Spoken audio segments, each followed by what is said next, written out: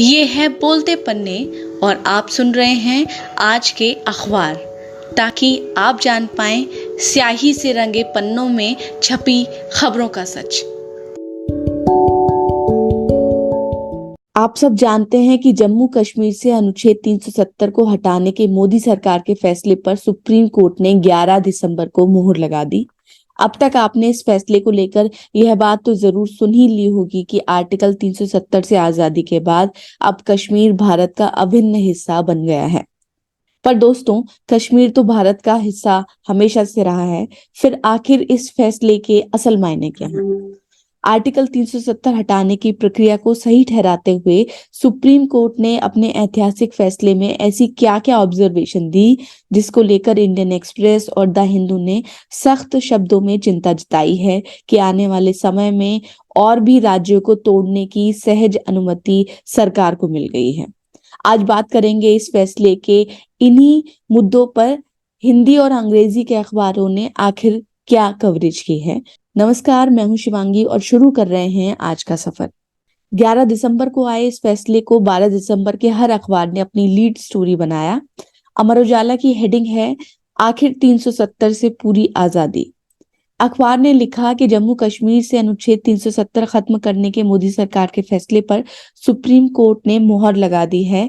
साथ ही फैसले में शीर्ष कोर्ट ने कहा कि राज्य का दर्जा जल्द बहाल किया जाए और जम्मू कश्मीर में 30 सितंबर 2024 तक चुनाव कराए जाएं। अमर उजाला के संपादकीय की बात करें तो आगे बढ़ने का समय, इस हेडिंग के साथ अखबार ने लिखा है कि जम्मू कश्मीर के विशेष दर्जे को खत्म करने के केंद्र के फैसले को सर्वसम्मति से बरकरार रखकर सर्वोच्च न्यायालय की संविधान पीठ ने इस मुद्दे को उसकी तार्किक परिणति तक पहुंचा दिया है। जम्मू कश्मीर की बेहतरी की दिशा में कदम उठाने की जिम्मेदारी जाहिर है अब केंद्र सरकार की ही है। अमर उजाला की ही लाइन पर दैनिक जागरण ने हेडिंग लगाई है, 7 दशक का दंश खत्म।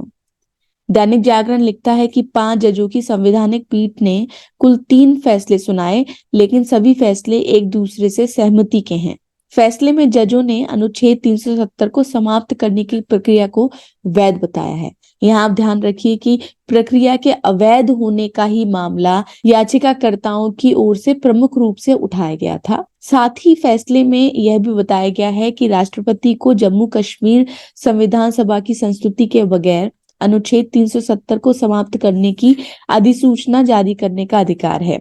दोस्तों, ये वो बिंदु है जिसको लेकर अंग्रेजी के 2 प्रमुख अखबारों ने बहुत ज्यादा फैसले की आलोचना की है। इस फैसले की एक और बात दैनिक जागरण ने यह भी लिखी कि जम्मू कश्मीर से लद्दाख को अलग एक केंद्र शासित प्रदेश बनाने के सरकार के फैसले को अदालत ने सही ठहराया, लेकिन साथ ही कहा कि जम्मू कश्मीर का राज्य का दर्जा जल्द बहाल कर दिया जाना चाहिए। अपने संपादकीय में दैनिक जागरण ने फैसला आने के दिन को ऐतिहासिक बताते हुए फैसले का स्वागत किया है। अखबार का कहना है कि यह अनुच्छेद अगर और पहले हट गया होता तो राज्य में अलगाववाद पैदा ना होता। अब बात कर रहे हैं दैनिक हिंदुस्तान की। इसकी हेडिंग है, अनुच्छेद 370 को हटाना सही कोर्ट। इस अखबार का पहला पन्ना बाकी दोनों अखबारों की कवरेज के मुकाबले बेहद सामान्य दिखता है। अपनी कवरेज में अखबार ने 3 बिंदुओं में बताया है कि फैसले के बाद क्या क्या हो सकता है। इसमें जम्मू कश्मीर में राज्य का दर्जा बहाली, 90 सीटों पर विधानसभा चुनाव कराना शामिल है। साथ ही फैसले पर पुनर्विचार याचिकाएं भी दाखिल की जा सकती हैं, ऐसा अखबार ने लिखा है। अखबार ने इस मुद्दे को अपने संपादकीय में जगह नहीं दी, जो बहुत चौंकाने वाला है। अब बात कर रहे हैं इंडियन एक्सप्रेस की। इंडियन एक्सप्रेस ने हेडिंग लगाई है, central J&K act gets SC stamp. और इंडियन एक्सप्रेस ने अपने एक्सप्लेन्ड कॉलम में लिखा है कि इस फैसले के जरिए संघीय संतुलन का झुकाव केंद्र की ओर हो गया है। अपनी कवरेज में एक्सप्रेस ने जम्मू कश्मीर के आखिरी शासक महाराजा हरि सिंह के बेटे करण सिंह का साक्षात्कार भी छापा है, जिसमें उन्होंने कहा कि अनुच्छेद 370 की बहाली के बारे में सोचना अब अव्यावहारिक है, हमें आगे बढ़ना होगा। दूसरी ओर अखबार ने विपक्षी गठबंधन इंडिया से जुड़े नेताओं के इस फैसले पर आए अलग अलग बयानों को भी प्रकाशित किया है। खबर में लिखा है कि जहां इंडिया ब्लॉक की पार्टी शिवसेना ने फैसले की सराहना की है, वहीं PDP इससे सहमत नहीं है। इस फैसले पर वामपंथी दलों ने कहा है कि संघीय व्यवस्था पर इस फैसले का असर पड़ सकता है। कांग्रेस ने सधी हुई प्रक्रिया देते हुए कहा कि वे आर्टिकल 370 हटाए जाने की प्रक्रिया से सहमत नहीं है। साथ ही उन्होंने कहा कि उनकी पार्टी ने कभी 370 की बहाली की मांग नहीं उठाई थी। हालांकि वे राज्य का दर्जा बहाल करने की मांग उठाते रहे हैं। इंडियन एक्सप्रेस ने अपनी कवरेज में यह भी बताया है कि चुनाव कराने के लिए अब जम्मू कश्मीर में डीलिमिटेशन की प्रक्रिया जल्द शुरू हो जाएगी। डीलिमिटेशन यानी परिसीमन। परिसीमन एक प्रक्रिया है जिसके तहत विधानसभा क्षेत्रों को बांटा जाएगा। अखबार ने एक और स्टोरी में बताया है कि अनुच्छेद 370 हटाना बीजेपी का राम मंदिर बनाने से भी पुराना राजनीतिक मुद्दा था, जो अब सफल हो गया है।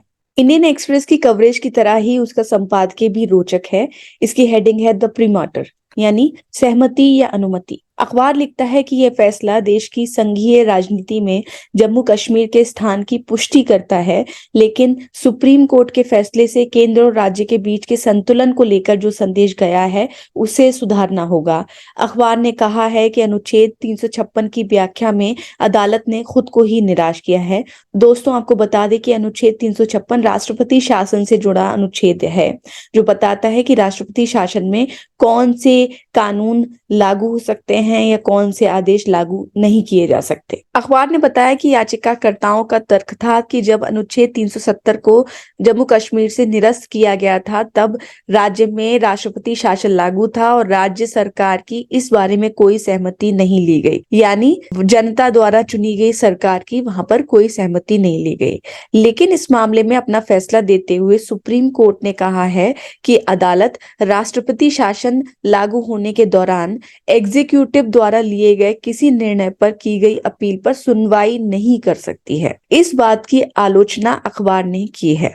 अखबार का कहना है कि यह वक्त जब संघीय शासन का विचार और प्रैक्टिस दबाव झेल रहे हैं। अदालत की यह टिप्पणी एसआर बोमई मामले के ऐतिहासिक फैसले के खिलाफ जाती है।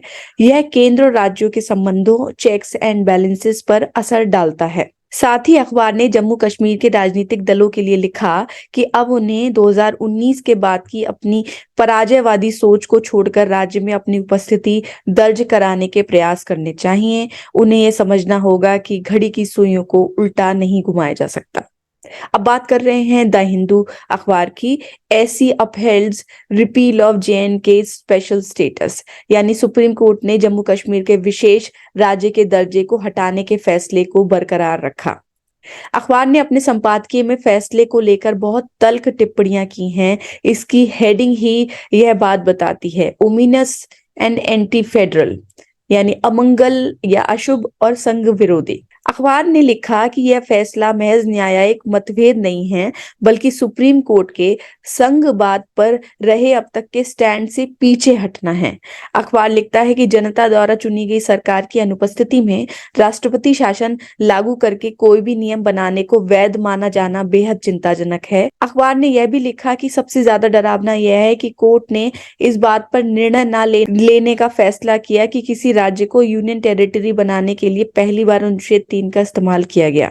अखबार ने यह भी लिखा कि इस मामले में अदालत इस आश्वासन से ही संतुष्ट हो गई कि सरकार ने कहा कि आने वाले समय में जम्मू कश्मीर का दर्जा बहाल कर दिया जाएगा। और अखबार यह भी लिखता है कि लद्दाख को यूटी बनाए रखने से जुड़ा सर्वोच्च अदालत का रुख एक तरह से न्योता देता है कि केंद्र सरकार अन्य राज्यों को भी तोड़कर यूटी बना दे। अंत में अखबार ने लिखा है कि जहां यह फैसला जम्मू कश्मीर में भारत की संप्रभुता को बरकरार रखता है, वहीं दूसरी ओर यह लोकतांत्रिक प्रक्रियाओं और संघवाद को डराने की हद तक कमजोर करने वाला फैसला है। तो साथियों, ये थी समीक्षा की हिंदी और अंग्रेजी के प्रचलित और प्रमुख अखबारों ने इस फैसले को कैसे देखा, कैसे लिखा। जुड़े रहिए हमारे साथ, यानी बोलते पन्ने के साथ।